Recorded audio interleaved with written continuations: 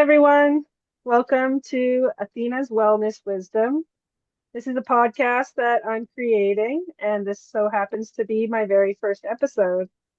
I want to create this podcast. I have my friend Abby Normal, sorry, It's here okay. with Here I me. am. I'm happy. Abby. So the whole point of this podcast is to kind of talk about different types of wellness out there. And I want to speak to my own healing journey. And the first guests that I'm bringing on here, the first few guests, are people that have had like a major impact on my own journey. And as with the majority of my life, these people are very different. And I just really love to showcase the fact that, there's so many different ways to kind of access your own journey. There's different things that are going to work for different people and different ways to pique your interest. So, I'll do. Here's Abby Normal. Are you able to kind of explain a little bit about yourself and maybe how we met and when I reached out to you? Absolutely. So I tell the world that I'm professional at energy healing and psychic wisdom. It's a question that I have a hard time answering because it's not really the words that explain what I do. It's really getting into the nooks and crannies about how do you even do these things and what is it that you see? What is it that you offer with your skill set? So for me, I've been on a journey. You could say, what was the inspiration for me to even figure out I could do such things? One of my challenges, you could say, I felt quite invisible, actually. I felt quite alone. I felt kind of withdrawn from the world. I spent a lot of time with myself, even at younger years. And so I developed an awareness that there was more here than just the physical world. So obviously, I would have invisible friends. I was introduced to Christianity, so I was raised Catholic, and I was introduced to God and Jesus and the stories of the Bible. And I was really open-minded to that. So praying to God was something I was introduced to. So God was one of my invisible friends. And I had a great relationship with God. And that really started, I would say around 12, 13, 14. So when you're in your adolescence, you're pretty, you're pretty sensitive to a lot of things. And I was very sensitive to feeling alone. And I struggled with depression for a lot of years of my life. But I always had that connection with another realm of awareness, the realm of love, the realm of God, the love realm of everything that was out there. Because even in my heart, I just knew even the monsters were somehow not scary. Like there wasn't really anything to be scared of.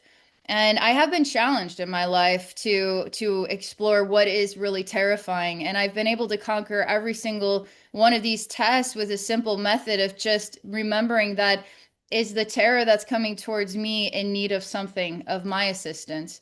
And because maybe that needs to be loved too. Like maybe all things, all monsters really just need to be loved just the way I've needed to be loved in my own life. And so, in this journey of my story, and how I kind of got exposed to this, and I've been kind of studying this without even conscious awareness for a lot of it, 'cause I didn't even consider myself psychic for a lot of years. I just didn't. I always felt a connection with spirituality beyond just religion. I just felt like there was more than just how religion creates, a defining point between, okay, you die, now you go to heaven, or you die, now you face the judgment, now it's eternity in hell. And that was very confusing to me. So what do I do for a living? Well, I use the same technique I've used my entire life, which is to sit in the silence of the the whole universe, you can call it. And when I sit in silence, I close my eyes, I become connected to everything. And you could hear people talk about the quantum field, and the quantum field is actually quite easy to access as long as you just let go of everything that gives you a connection with your human self. And so when I sit at 0 point or the quantum field, it's all the same thing. It's just a place where there's no ripples in the pond. You're not exhaling sound, you're not really inhaling sound, you're just sitting in stillness. And so I could sit in stillness with any goals that anyone brings to me. And then in that space, I reveal those goals to the universe and I let the universe reveal images to me. And so everything that the universe is made out of is basically just like snowflakes. They're all unique and beautiful patterns. And those unique and beautiful patterns could take me to actual places like dark cave-like places or under the ocean or other worlds or completely like no real detail at all. And it takes me into places of deep sorrow, places of fear, places of anger, places of inner child, the broken inner child or abuse, places of self-hatred, places of all kinds of stuff.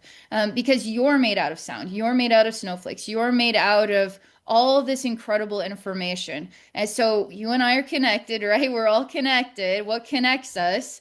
The same material that gets me to the quantum field or helps me talk to God. It's all prayer or it's all energy. We're all linked, right?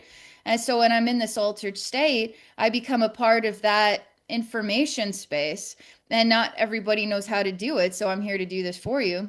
You ask me to heal something or to look into why is this happening in my life. You ask me, I get all kinds of session goals, like practical stuff to really out there stuff. I'm not here to be judgmental. I'm here to receive you 100%.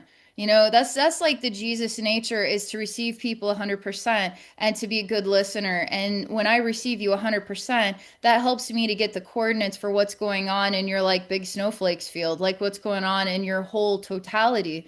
And then I just allow the information to reveal itself to me. I navigate it, I talk about it, and then now you have some psychic wisdom and some energy healing. So yeah, that's me in a nutshell. Yeah, that's amazing. So I think it was around 2018. I had, I had a pretty like challenge times. So and same as you, like I felt kind of disconnected. I felt like a lot of loneliness, even being around people. And I was just like kind of, but I always, the one thing I know that I always had was this curiosity. And like it's interesting, I know through watching your videos and stuff that you talk about God and you talk about angels and everything. And it's like, but at the same time, you said that religion, like, some of it doesn't make sense because there's so many different religions out there. And that was one thing that was like big on my mind. Like, how can different people like so strongly believe in different things? Like, what's the common thread? And the common thread is that we're all connected, everybody.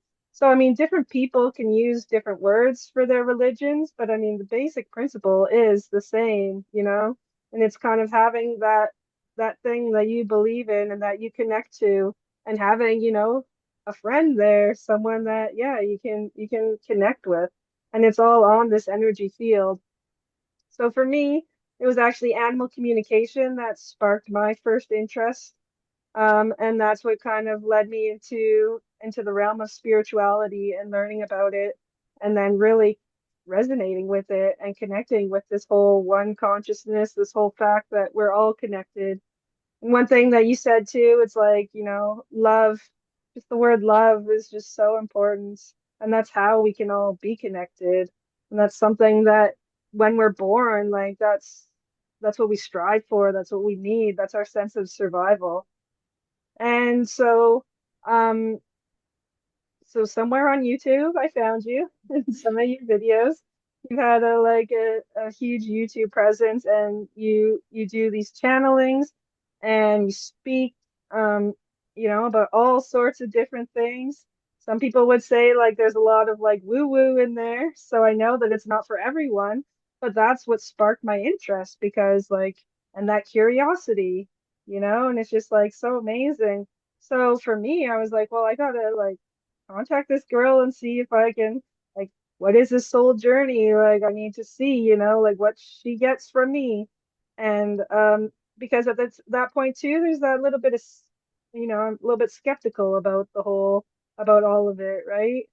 So I reached out to you in 2019, and that's when you did a soul journey for me. So you just it was like a pre-recorded, and then you sent it to me, and then I know when I reached out to you now, it's like I probably listened to that same recording about 4 or 5 times. It was about 6 years, almost 7 years ago now. So about 4 or 5 times over those 7 years, and like every time it's the same message, but it's like, oh, it's like now that I've peeled back my own layers and like gotten to my own core, like it hits me in a different way and like I can resonate with different parts of it. And the things that really stood out for me in that, and you said it before too, when you're doing these journeys, there's no judgment, like for healing, that's so important. Is just, someone having this non-judgment of what you're coming to them with. So that was huge. And in the recording, you told me a lot about because then I was like wondering, do I want to like do animal communication myself? I kind of dabbled in it a bit and it was like shocked at what came through for me and the stuff that I was getting. So I was like, oh, let's see, like, is this what I want to do? And when you journeyed in, it was like, yeah, you're there's different paths and everything, but it's like, you could tell, you could sense that I was not confident. And so doing like the different types of healing that I've done with myself and taking a deep dive, like one of my core beliefs is that I do not trust myself and that, I don't trust myself and I don't trust the decisions that I make. And that's an awareness that I gained and it's not something that I need to change or fix. It's just having awareness is what kind of gives way to healing. So with that awareness, I can kind of, when I'm met with the situation of like, well, do I want to start a podcast? Do I think I can do it? It's like, yeah, just trust. So that's like a huge one for me, trust and confidence.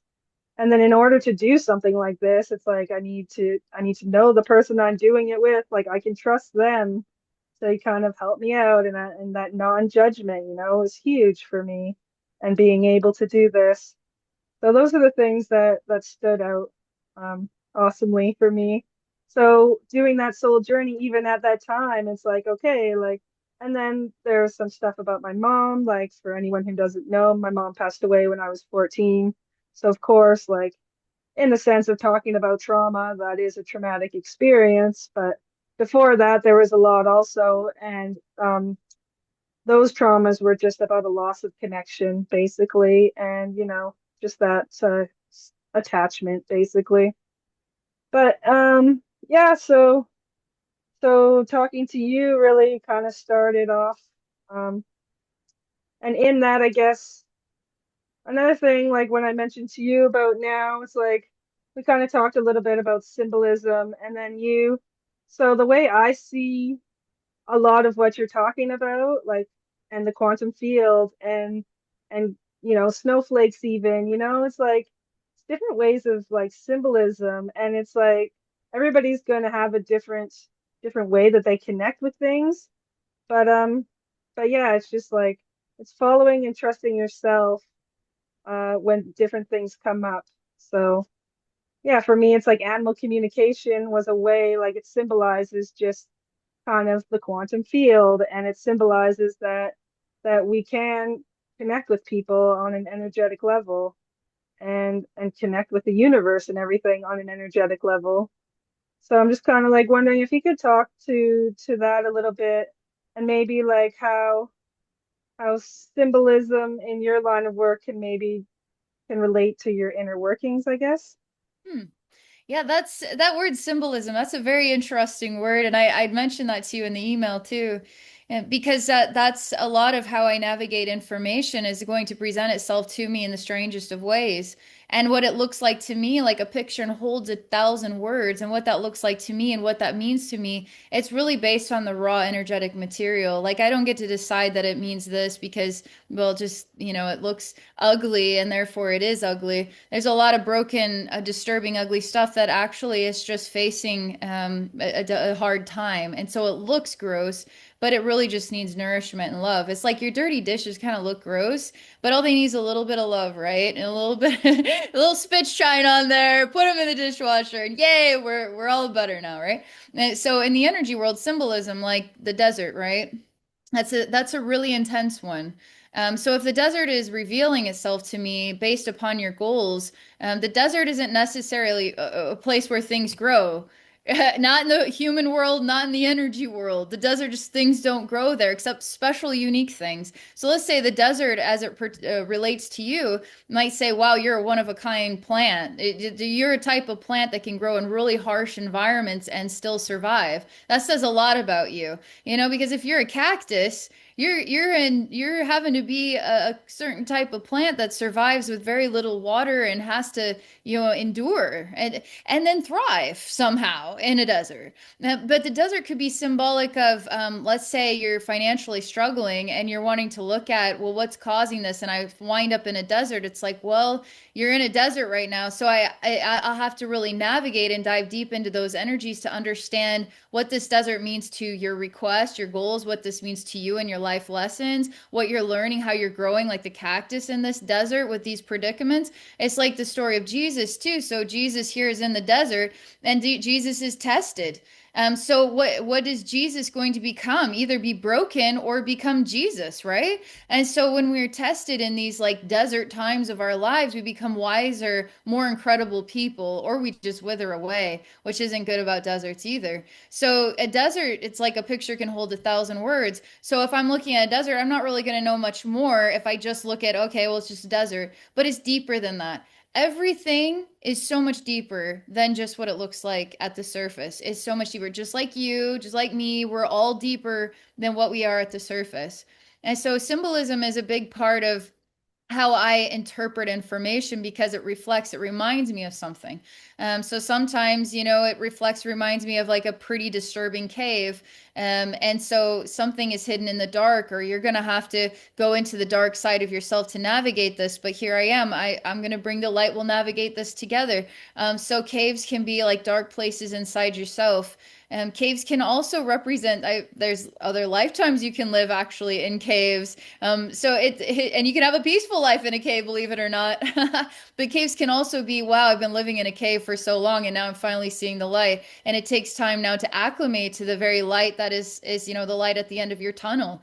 So you might be blinded by who you're working on becoming. So you can see how symbolisms and wisdom, they all kind of go together because it's like the picture that holds 1,000 words.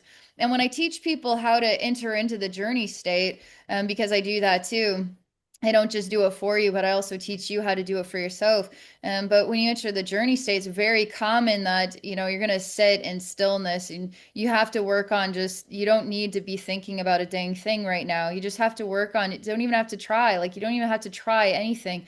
That's one of the first steps is learning how to stop trying here. You just literally, you're just chilling. Okay. Like don't even try to chill, just chill. Okay. And so when you chill in, then you allow information to literally come to. So it's just activating the creative mind. The creative mind is what? It's an infinite universe of creative truths.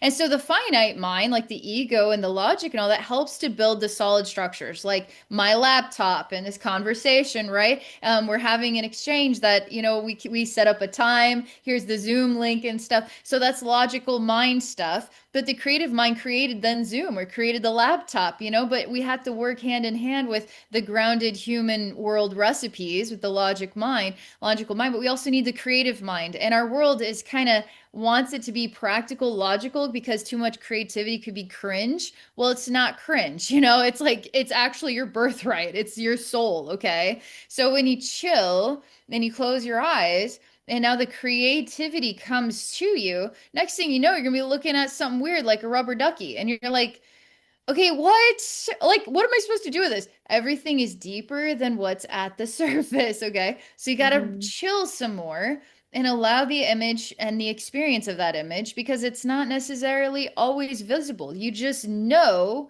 this is getting weird because the thing that keeps coming to you is rubber ducky or something.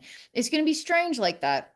And so you're getting used to accepting what is revealing itself and knowing there's deeper truths to it. And that rubber ducky could be symbolic of you need to go relax in the bathtub, or you need to get connected with your inner child, The color yellow is a really powerful color for you right now. It's just maybe you're about to have a baby. It could be a lot of different meanings to that, but you can only really tell when you become still, when you slow down, and you just get to know the essence of what is presenting itself. So it could be a rubber ducky, it could be a car, it could be a forest, it could be anything. But it's for you now to have some fun in the space and interacting and discovering, not because you're thinking it, but because it's revealing awareness. It's like the awareness comes up, it comes up into you. It's awareness that comes into you, and you're like, wow, I'm like getting this hunch about this rubber ducky, and I don't want to admit it, but this is what it's reminding me of. And you're like, this is so weird. But it's not. It's just you building a relationship with your creative mind. That's the ego that says you're a weirdo for trying this, you're stupid. That's ego. It's like, shut up, ego. Like, go take a chill pill with me and hang out with this rubber ducky. Mhm. That's what that's all about. So, I don't know, Yeah. those are just some thoughts.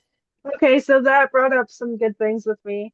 So, one of the things I'm hearing you say, and in this other kind of more formal, like trauma therapy work that I've been doing, is this whole idea of getting out of your brain and getting into your body. So what I'm hearing you say in your way is that we need to get out of our brain and we need to do kind of a bottom up approach and we need to feel what we're feeling in our bodies. And that's kind of how we're going to process our emotions because everything is energy, as we stated before. Well, emotions are energy. Emotions are energy in motion. And that's our body's way of telling us what we need to do, of keeping us safe. So by really being able to get out of just your brain and kind of start using, the lower half. I know in our session that you had done for me, you spoke about my heart space a lot. So it's like, taking the time to kind of shut the mind down, relax, take some breaths maybe, and then just feel into my heart and like, feel what emanates from this part of me. And sometimes it's not just your heart. Sometimes it's, this is weird. I feel like a big black glob in my throat and like really sitting. And it's like, okay, what does that mean? Like, what's coming up for me? And lots of times that's where like things are stored for us. So I've had to do a lot of work on my throat specifically. And like, yeah, there's been so many times where it's like, oh, there's this like huge, dense, black like blob, and now that I'm putting my attention on it, it's like growing, and it's like slightly alarming in a second because it's what it's doing is affecting my ability to talk. And it's like I cannot talk because this thing is taking over my throat. And it's like, okay, I love how you say, like, there's a lot of things that seem scary, but it's like you need to, start with having that knowledge that that fear, is an emotion, but also that we can overcome everything. Like it's just a, it's reality, but it's just our reality, right? And we can change our own reality just by the way we perceive it. So I've done a lot of work with like sitting with this like gross feeling in my throat, and then like after a while, it kind of like, in another modality that I use, we can ask this thing questions. It's like, why are you here? Like, what's your purpose? And it's like, oh, well, people don't care what you have to say. And that was another big core belief for me is like people don't care what I have to say. So when it comes to like, oh, I want to do a podcast, it's like, sometimes there's that tingle. Like I've done a lot of work on it and it's, I can sit and increase my capacity to be with this core belief and everything and kind of like observe it a different way. And it's like, no, that's just a belief that I have, it's a truth that my body kind of developed through my childhood and through my life experiences that were maybe negative when, people cut me off when I was talking or Yeah. people, just didn't want to hear what I had to say at that time. But that doesn't mean that's forever. And that's, my whole life. So it's like using that symbolism and that sense to kind of work through and process that core belief that I had. So, and another thing I remember in our session too, you had told me like, I was in a spot and there was a spotlight, and you're kind of like talking about the light being my mother, and that, like, um, when she had to go young and stuff, it's like, yeah, she taught me what she taught me until that point, and it was exactly how it had to be. So it's like I learned what I learned, and now, like, years and years later, but still, the work that I've done on myself, like, everything happens for a reason, I believe, to this point where now I'm able to start this business, start this podcast, and hopefully other people can hear from what we're saying, and they can be like, oh, I totally relate to that. Oh, like, I relate to these kind of symbols and stuff, and I want to work with them, and I want to reach out to these people to help me work with them. So that's pretty cool. And another thing when you taught me about just trusting the weird and the rubber duckies and whatever kind of stuff comes up and just, not trying to think it away, to just sit and feel with it. It's like later on another type of healing modality I did was hypnotherapy. And it was like, yeah, we did some weird things and some weird stuff came up, but instead of just like shutting it down or, like ignoring it, I talked about it and I learned so much from just embracing, you know, whatever comes up and just being open to everything and just, increasing that curiosity. So I'm just wondering, like, for you, I'm sure you, like you said, you get so many different types of people that come in. So just for people listening, like, what kind of advice could you give them for ways to kind of reach out and kickstart their own healing? Okay, well, just listening to you talk about trauma and things that's happened in your life that it comes up, right? This can be years later and it's still coming up, and you really feel like you've grown and moved on from that. And it's really reminding me about my own journey because stuff still comes up for me. I'm an energy healer. Why can't you just make the stuff go away? It's like, well, I'm a human. It's my Yeah. life journey to have stuff come up, because I can't really grow if I'm like better than having stuff come up. And so one thing that I do, because I having like a self-awareness super important, like an observer self, just to check. Like, let's say you're kind of edgy and you're not really someone prone to anger, and you just stop and it's like, what is this? What is this me right now? And it's okay to be a little judgmental, to say that doesn't seem to fit. And then you can sit down and you can start to build a healthier relationship with yourself, because oftentimes what's triggering you to be angry or to be sad or to not want to get out of bed today, what's triggering you is just the weight of just the human life and the inability to really know how to navigate all this stuff. But you do have the ability to navigate this stuff. We all have it, just again, that meditation. But I want to really share this very simple technique that I even use, because even in the last like 2 weeks, I've had some weird stuff coming up that was even affecting my throat chakra to feel really full. And I relate to also feeling like nobody wants to hear what I have to say is like a huge theme. But I know that what I have to say is what I need to say. So I just say, you know what, I gotta say it. But then I'm always like at this tug of war, like, yeah, there you go, saying stuff again. You freaking screwed it up. It's like, hey, stop it. I'm still the one talking. I'm stronger than you. So yeah, I battle myself all the time. But I had stuff coming up, and I like to remind people to do this because we have a photo album inside ourselves full of memories we remember and memories we don't remember. And I just sat down because I was kind of edgy and it's not really my style. Like, it just felt short-tempered. Like, what's going on with me? Obviously, there's some emotional stuff I'm not dealing with. And so I sat down, and it was really hard for me to be still enough to do this because it felt time consuming. It felt tedious. It was like my own rejection of the very things that I needed to look at. And, as we're getting closer to the holiday season, holidays can bring up memories. And I had memories coming up from different, holiday seasons that were really good, but they were also like really unresolved, like really left not like a bad taste in your mouth, but it's like a sour taste in your soul kind of thing. Like some of the reasons why you would just never want to celebrate a holiday because it just like really bad memories. And so I was sitting, I just started bawling my eyes out because inside my vision here, as I'm just sitting with this feeling, I'm just allowing random pictures to come up. That's like it's as simple as sit down and just let random pictures come up. There was Santa Claus and the reindeer were coming out of my heart, and it was like this perfect world, the perfect snow and the beautiful stars and this beautiful image of what Santa means, and every kid's like dream come true to get gifts, and it's the holidays and the family's there and it's fun.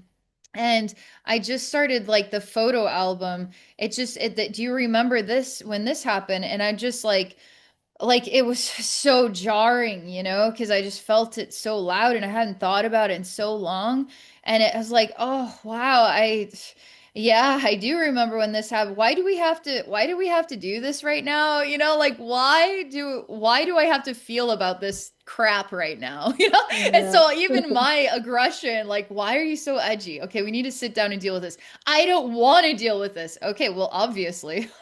And now you're bawling your eyes out over Christmas and you forgot about. And it's like, okay, obviously I needed to get this stuff out of my system because it's not that you're like controlled by your predicaments, you are in control. But you don't have to control everything either, but you got to just kind of have some flexibility, like a teeter-totter, and say, you know what, I know who I am. Like, I know I'm a responsible, mature adult. Like, I want to bring the best of my ability, and I don't have to judge what that is as long as I'm sincere in my heart. And all the other stuff is just noise. And sometimes the noise has to come in, it has to come uproot, and you have to kind of look at the weeds in the garden kind of thing of yourself and be okay with what you're looking at and take the time to look at it. Because as you take the time to look at it, you're getting to know yourself, you're getting to know your inner child, you're getting to know the meanings of things, you're bawling your eyes out, not very fun, but you know what? You're going to feel a lot better. And you're going to notice that this isn't that hard and this is actually pretty easy and it gives you stability like crazy, which everybody wants. And so it's even for me, an energy healer, I have stuff I have to deal with. Even like stuff is going to happen today and tomorrow, not just the stuff that has happened that's molded and shaped me to an awesome person, right? Because I aspire to be a good person, okay? So I need to Yeah. give myself credit for that, right? So all these things in my desert, in my cactus world that helped me become me because I wasn't going to just wither away and die, not in my depression, in my suicidal states. Like I knew I wanted to live. I wanted something better. And I just had to keep believing. I had to keep working on myself and I had to keep going. And even still, I got stuff to deal with. But I have methods. And obviously, I'm here to help anybody too. So booking a session with me, I'm outside the box. I color outside the lines because there are no lines. And so I'm here to help you get perspective on whatever you have going on there. This is for empowerment. This is for love. This is just to have someone to tell your story to who's actually going to listen. Because there's a lot of people, you as a spiritual person, I know there's a lot of stuff you can go through that nobody is going to be like, oh, cuckoo. Nobody's going to relate, but I'm going to relate because I've been through so many weird things and I know what you're talking about. I guarantee it. So, yeah. Yeah, exactly. So in that sense, so what you're saying is like there are times where we can look within and then we can sit with what comes up and we can, process on our own. But at the same time, like, and that's, like even for me, I feel like I've gone through a lot first. I needed someone to hold my hand through it, at the beginning. It's like eventually we are able to sit with ourselves and do it. But at the beginning, like we definitely need to reach out and have help. Like there are ways that we can work a little bit on our own, but to get the ball rolling, I really feel like, yeah, we definitely need help. So through this podcast, like that's part of one of my main goals is just to showcase that there's so many different people and different ways out there that, you just gotta keep looking at what you resonate with, what sparks you, and you're like, oh, that sounds cool. So for me, it was like listening to all these videos, and it's like, wow, like it's saying like, that you've listened to a lot, you've been through a lot yourself, and you speak to that. So at the same time, it's like you're being vulnerable with every video that you make, and that vulnerability is what, I connected to. Like, feel like I already know something about you before I even contact to work with you. And I find that's huge. And so like doing your research on people before you take that step. And another thing too, like yes, they cost money, but you know what? You're investing in yourself, and that's like the most important thing out there, right? It's an investment on yourself, on your well-being, on your own health and wellness. So that's huge. I know you were talking before about you mentioned ego. So I'm wondering if you can just kind of touch on what ego is and kind of how it rea interacts with us. Yeah, ego is such a peculiar thing. It's a big thing. It's basically it's how our mind works to keep us in survival mode. And survival mode is comfort, right? So let's say you're wanting to conquer yourself. You're gonna have to conquer your own ego. Because the part of you that doesn't want you to get out of the comfort zone is you're going to be up against that person. And ego is, it's like you want to start a diet or you want to start exercising, you want to start meditating and doing yoga. It's like, what are you up against? You're up against yourself. That's just one sampler right there of what ego has to offer is a real freaking challenge, you know?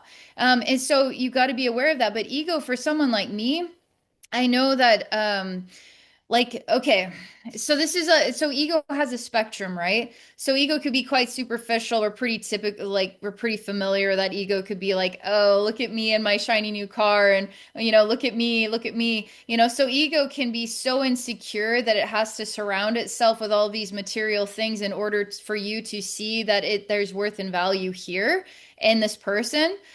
So that is ego then is the insecurity or the survival technique for that person is to surround themselves with material things. And they're probably kind of empty on the inside because they don't realize the real material of what they have to offer is who they actually are, right?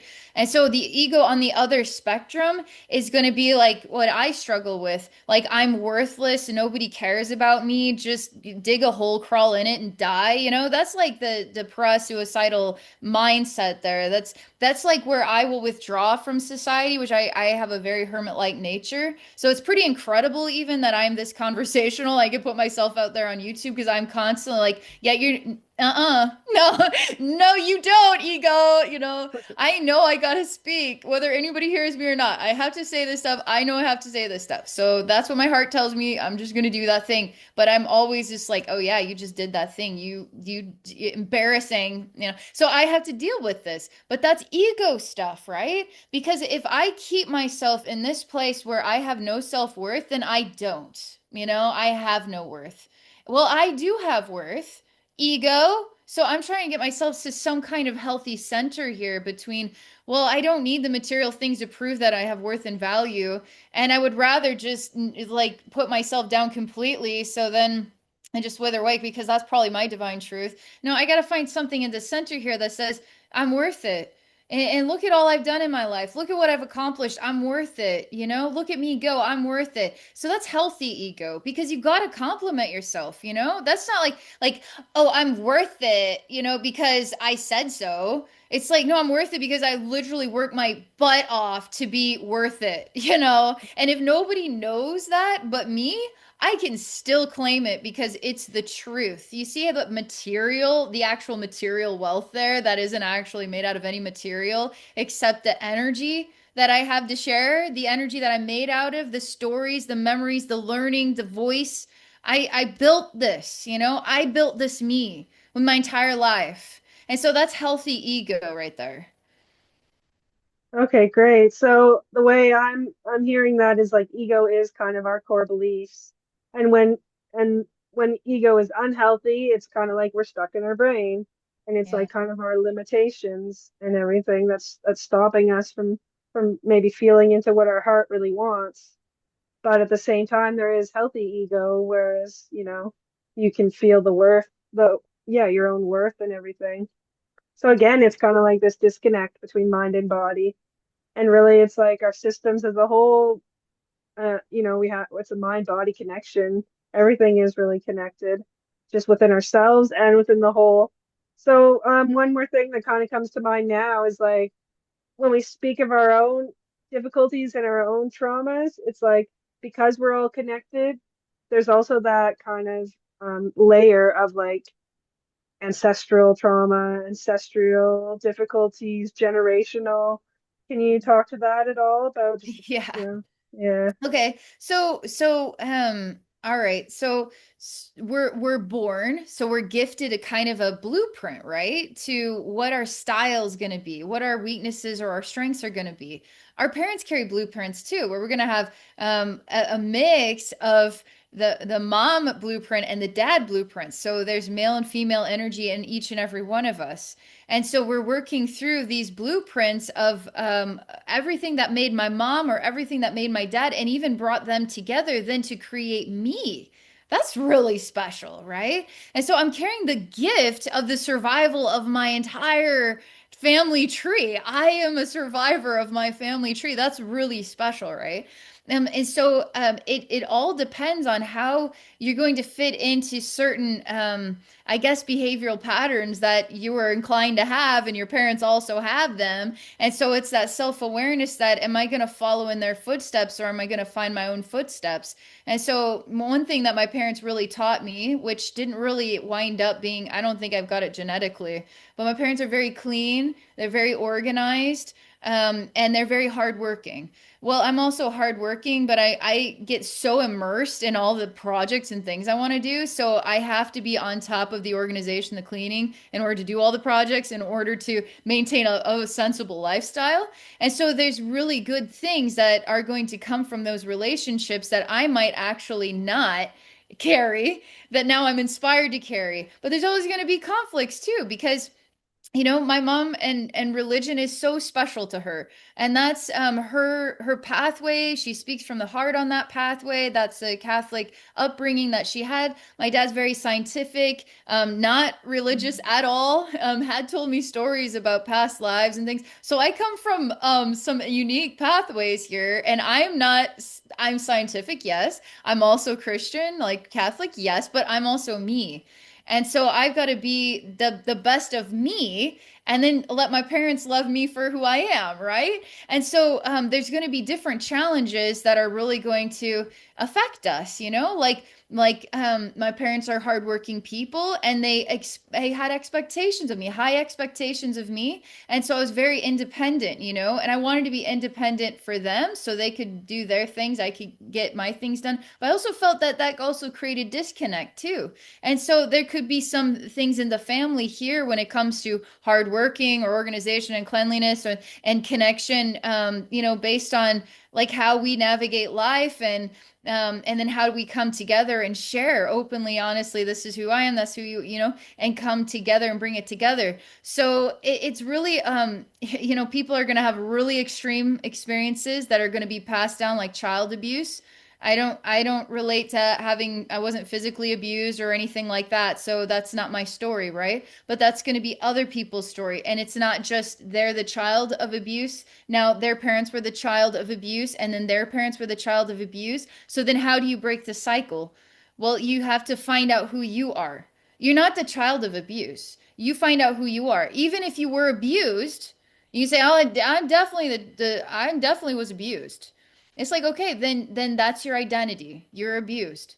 Or is your identity, you know what? I had some incredible experiences that were insanely hard, broke me and shattered me in a million pieces. I got into drugs and alcohol, and, now here I am, and I'm laid flat like a dirty old mat. And I don't even know how to stand. I don't even know how to get up. And my parents did this to me, and their parents did this to them.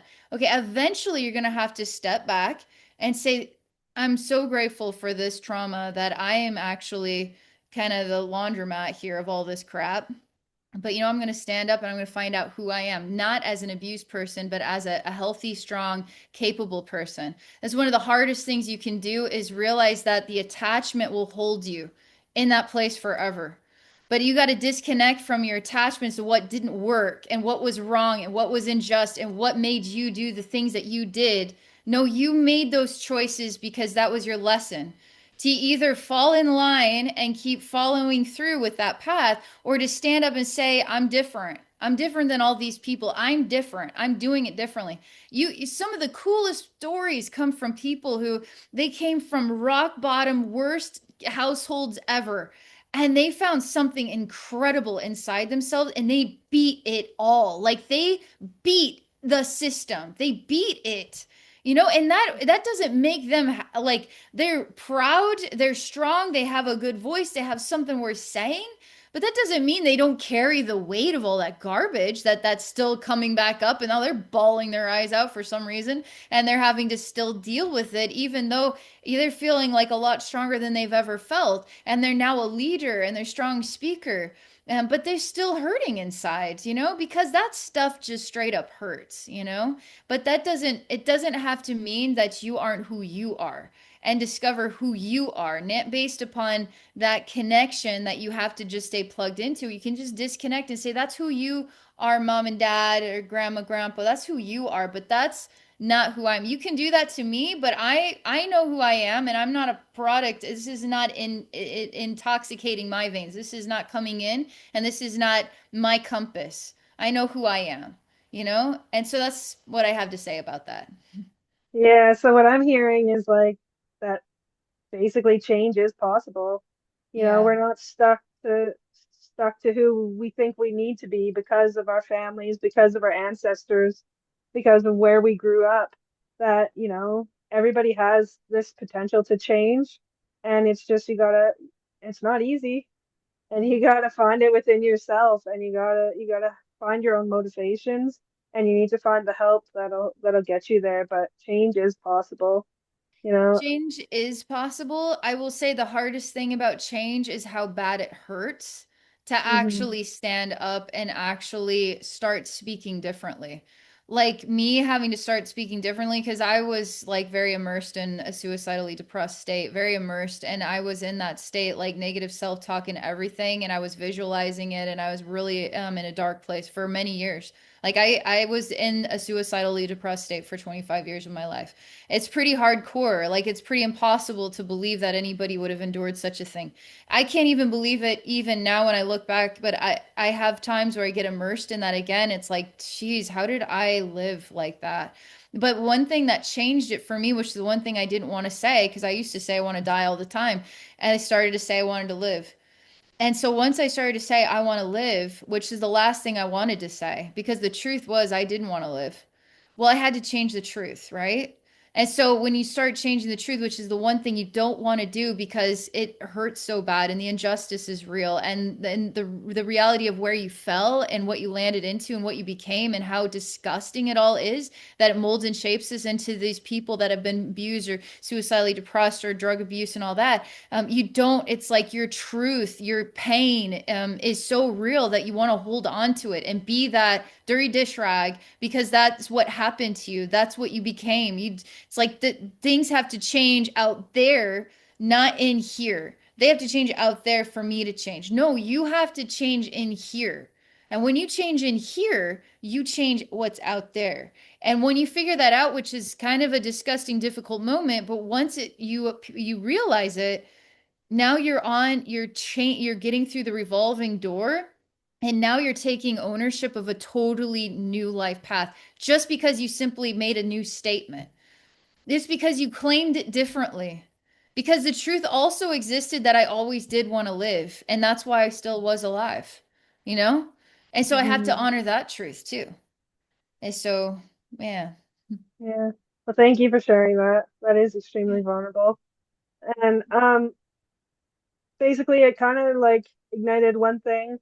I don't remember who said it, but it's always stuck with me. It's like when you change the way you look at things, the things you look at change, So it's like that perspective, like, yeah. When you Yeah. change your own perspective, what you're seeing changes before your very eyes, basically. Do you mind sharing kind of what led you to change that narrative for yourself? Like, what was the spark that got you on that path? A very good question.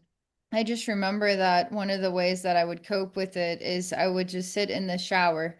And so in the shower, just I would sit there for as long as the hot water would last. And I was kind of like in a living slash dead state. My entire body it's just hard to face each and every day, even though you still had to. So even I was doing sessions for people, and I was still suicidally depressed. And I just remember being in the shower, and I know what it was now. I remember I was like hurting so bad. Like when I hurt so bad, it's almost like I become a splintered part of the universe and I feel this splinter like a windshield. I got hit with a rock, but then the spider web just expands and I became this like expanded broken windshield and it hurts in every single direction so bad. And I was just sitting there feeling all this pain and like feeling this like pain as I was connected to the planet and it was hurting me and I was hurting. And then something just came and stopped me, like from feeling that. Like, I guess I was choosing, I guess I was, choosing to feel it. It wasn't, it was me choosing to feel it. And this energy just came and it's almost like made it so I couldn't do the behavior. And I couldn't even override whatever that energy was. And I remember that came like a couple of times and it made me angry. It's like, how dare you get in the way of me feeling like the broken windshield that I am? Like, how dare you decide what I get to feel in my life? Like, how dare you? And it happened enough times that it started to get me to say, okay, maybe this is some kind of intervention here. Maybe this is like a divine thing. Like, I wasn't going to be thankful for that. No, I wanted Mhm. my pain, because that's what you want when you're in these states. You want your pain, and your pain is real. And when that's not allowed, it's like a annoying intervention. But it was from there that I had a bit of an epiphany, which epiphanies are like a godsend. They're like an angelic. You're capable of receiving it. You can get an epiphany at any time, but are you capable of receiving it? You could even pray for an epiphany. It's just you've got to be at the divine time for it. And it just came to me that you say it all the time. I want to die. I want to die. You say it all the time. You visualize yourself dying. Like this is why I question. I could manifest my own death. Come on now.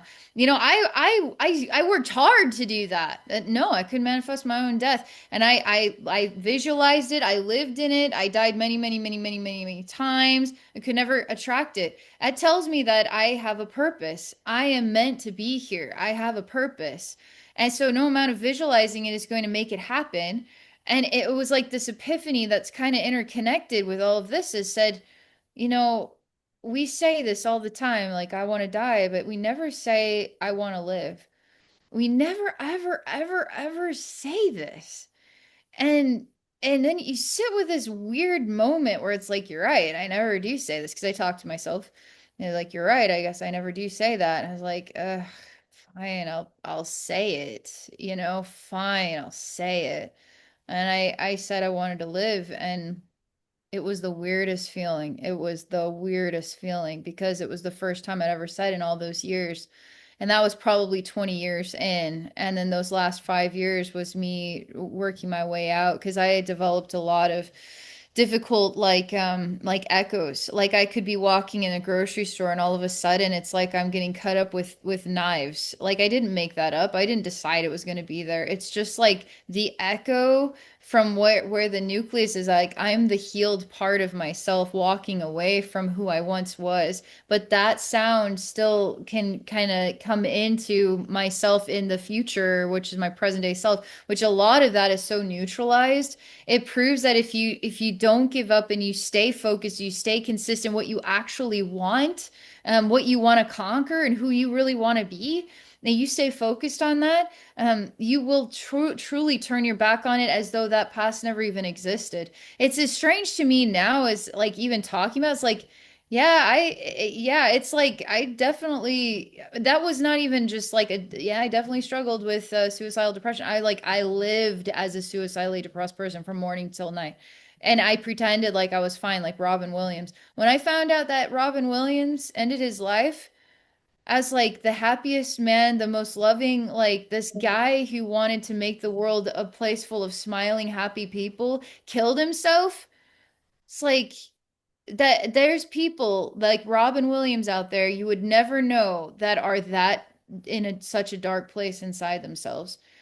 And he's a messenger, he's a messenger that there's people that will want to make you smile and care about you, but you have no idea what they struggle with inside themselves.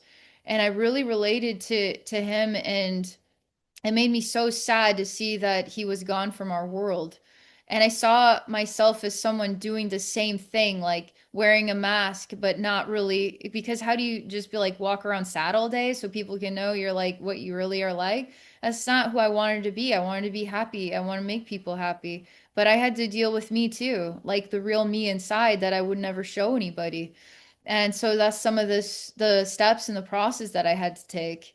I'm convinced too that our ails, our ailments, like our darknesses that we carry, our dark stories, are so important to the type of caliber person that we're going to become in this life if we can conquer it, you know? And Hmm. having navigated that depression, it took me into really dark places. It taught me a lot about just loving people just as they are, you know? Because I really just wanted someone to just see and accept me in a way I could not. I would chew myself and spit myself out, you know. I was not nice to myself. And so I just yeah, that's kind of yeah, that's what I have to say about that. Yeah, thank you so much for sharing that. And I'm sure that so many people can relate, on that. And what comes to my mind is just like this whole having empathy for other people and not judging a book by its cover, because like you said, you really don't know. Like lots of people, yeah, they'll cut you off and they'll yell at you, and so it's like, okay, I can see what's going on for them, a little bit. But there's so many people that, yeah, and I find it's especially women, but I'm sure it's men as well, that kind of put on this face because they have to they strive to take care of other people, and then they just kind of repress what's inside for themselves. Right. So yeah, thank you so much for sharing that. Another thing that they brought on to me was like in my whole life, like it made me think of angels, and like I know you speak a lot about angels, and it's like in my life, like there's so many instances where like I could have been seriously harmed. And it's like, I believe that I have a guardian angel. And is it my mom, or is it some spirit, associated with that, or an ancestor or an angel? And it's like, yeah, it's like there's been so many times in my life that it's like I say I'm lucky, but at the same time, I have like a knowing that there is somebody else out there for me and like and trying to protect me in that sense. So. Yeah, do you feel like maybe that was like an angel kind of intervention, sort of, in your case? Definitely. I mean, I feel like angels come in all shapes and sizes. Like even we are angels to each other, or we're demons to each other, right? So there's angels are basically the channeling of that embodiment of what is the divine rescuer, the divine, almost like a part of God, an extension from God's own divine light in the form of a true balanced representation of a type of love that only, you know, Archangel Michael or Archangel Raphael or Jophiel or it could should share, you know, and that you could tap into that and that could come and intervene, or that could come and say something to you.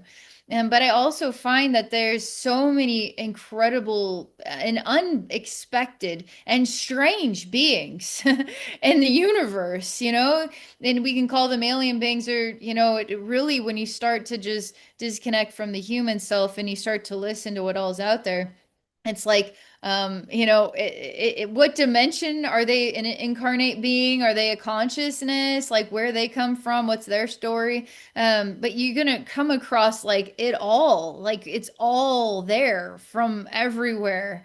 And so you'll meet the most peculiar beings. I can't say, like, it's interesting to bring this up, and I'm thinking about it now, but I don't know. I never looked. I never actually stopped to look or get to know what the force was that stopped me at that time. So it was an angelic event. Obviously, like it, that intervention is of the frequency of what we define as angels, but it very well could have been a movement of alien beings, you know? It could have been anything, but it was definitely an essential thing. And it's almost, sometimes I wonder, like, is there a destiny of sorts? Like maybe there was a time that my soul had to face this, like it was the perfect ingredients for me to have to face this conundrum purposefully. My soul Hmm. needed this conundrum in order for me to learn what I need to learn so I can be this person today, right? But at Hmm. any time in there, I could have ended my life at any time in there. But there would be a moment a destiny moment where that could not continue, period. Like it's almost like my assignment was to be depressed. My assignment was to be suicidally depressed and to fall into it and maybe even do something to end my own life. Like my assignment. When I never attempted to take my own life. I never did because I never wanted to. I never wanted to take my own life. I just was suicidally depressed, thinking about dying all the time. And so once that event happened, I feel like maybe I crossed a line of divine time where it's like, okay, all right, you did it. You didn't, you survived that. And now we're going to shift gears and now the next thing. And so you kind of like have these phases where you're going to have these lessons and then you're going to phase out of those lessons into other lessons. It's not like you just, I'm done with the lessons. No, you're going to always have something to work on and that's going to make you more beautiful. The quicker you can get at and embracing this stuff, the faster the easier life is going to be. Embrace, embrace, embrace, embrace, embrace, embrace. And don't ever just like, oh God, no. Get that away from me. It's like, okay, so that's where you're coming from. Okay. And now we're having an exchange. Okay. And this is me and that's you. And so it's like, okay, what can I do to make the best of this moment and the best of that moment? Really crappy moments are going to happen. What's the best I can do in this crappy moment? What's the best that I can do? And if that's the best I can do, then there's nothing, there's nothing that I can feel down about that.